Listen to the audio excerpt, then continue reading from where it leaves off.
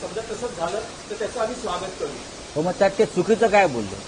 म्हणजे याआधी त्यांच्याकडून अशी विधानं होत होती की आम्ही संपलेल्या पक्षाबद्दल बोलत नाही. बघा, मी वारंवार सांगतोय आणि मी माननीय उद्धव ठाकरे साहेबांच्या वतीनं सांगतोय वारंवार,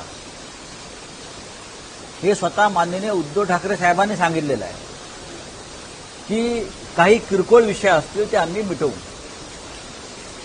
लहान सहान किलमिश दूर करू, मतभेद संपवून टाकू. हे जेव्हा आम्ही सांगतोय त्यानंतर माननीय आदित्य ठाकरे ते काय सांगताय, आम्ही तयार आहोत. तुम्ही ते काल काय म्हणाले, परवा काय बोलले, ह्याच्यात कशाला जाताय? तुम्ही पण मराठी आहात, तुम्हालाही हे सगळं व्हावं असं मनापासून वाटायला पाहिजे. महाराष्ट्र आणि मराठी माणूस संकटात आहे. महाराष्ट्राच्या कपाळावरचा सिंदूर हा मुंबई आहे, तो पुसण्याचा प्रयत्न होतो आहे आणि फालतू लोक सिंदूर यात्रा काढतायत खडतूस.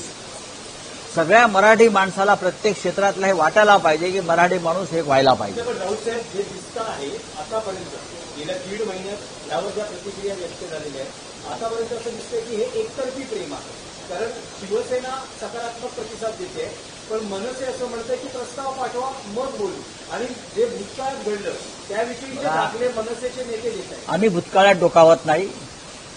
भूतकाळाची थडगी उकरायची कुणी प्रयत्न केला तर भविष्यामध्ये खूप समस्या निर्माण होतात राजकारणात. काँग्रेस आणि राष्ट्रवादी काँग्रेसचा भूतकाळ आमच्याबरोबरचा चांगला नव्हता.